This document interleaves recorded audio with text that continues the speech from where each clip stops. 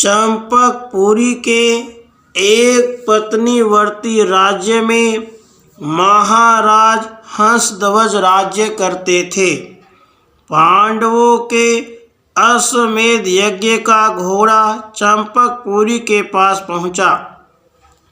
महावीर अर्जुन अश्व की रक्षा के लिए पीछे पीछे आ रहे थे। हंसध्वज ने क्षत्रिय धर्म के अनुसार तथा पार्थ सारथी भगवान श्री कृष्ण के दर्शन की लालसा से घोड़े को पकड़ लिया। भयानक युद्ध की तैयारी हुई। सुधनवा सबसे छोटा पुत्र था। रण में जाते समय वह अपनी माता का आशीर्वाद लेकर बहन की अनुमति प्राप्त कर अपनी सती पत्नी प्रभावती के पास गया। वह पहले से ही दीपक युक्त सुवर्ण थाल में चंदन कपूर लिए आरती उतराने को दरवाजे पर खड़ी थी।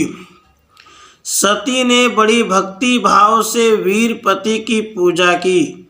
उसके बाद धैर्य के साथ आरती करती हुई नम्रता के साथ पति के प्रति प्रेम भरे गुह्य वचन कहने लगी।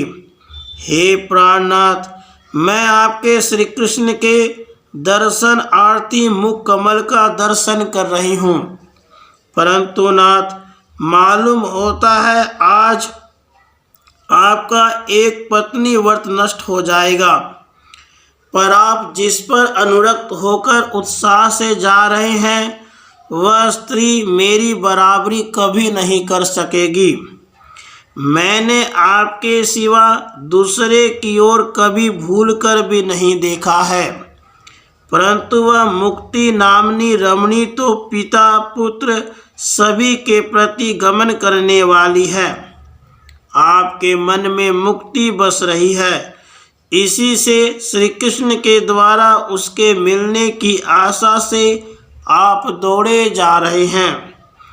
पुरुषों का चित्त देव रमणियों की ओर चला ही जाता है, परंतु आप यह निश्चय रखिए कि श्री हरि को देखकर उनकी अतुलित मुख छवि के सामने मुक्ति आपको कभी प्रिय नहीं लगेगी, क्योंकि उनके भक्तजन जो उनकी प्रेम माधुरी पर अपने को न्यौछावर कर देते हैं वे मुक्ति की कभी इच्छा नहीं करते।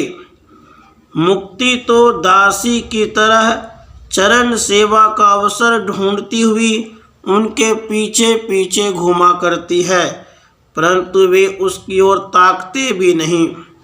यहाँ तक कि हरि स्वयं भी कभी उन्हें मुक्ति प्रदान करना चाहते हैं, तब भी वे उसे ग्रहण नहीं करते। इसके सिवा पुरुषों की भांति स्त्री पर पुरुषों के पास नहीं जाया करती। नहीं तो आपके चले जाने पर यदि मैं मोक्ष के प्रति चली जाऊं तो आप क्या कर सकते हैं? परंतु विवेक नामक अदृश्य पुत्र निरंतर मेरी रक्षा करता है। जिन स्त्रियों के विवेक नामक पुत्र नहीं है वे ही पर पुरुष के पास जाया करती हैं। मुझे लड़कपन से ही विवेक पुत्र प्राप्त है, इसी से आर्य मुझे मोक्ष के पास जाने में संकोच हो रहा है।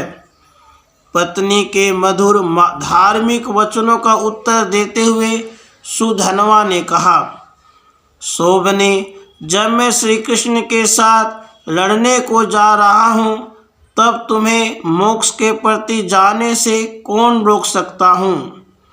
तुम भी मेरे उत्तम वस्त्र स्वर्ण रत्नों के समूह और इस शरीर तथा चित्त को त्याग कर चली जाओ। मैं तो यह पहले से ही जानता था कि तुम मोक्ष के प्रति आसक्त हो, इसी से मैंने प्रत्यक्ष में विवेक पुत्र के उत्पन्न करने की चेष्टा नहीं की। राधे कृष्ण, राधे कृष्ण।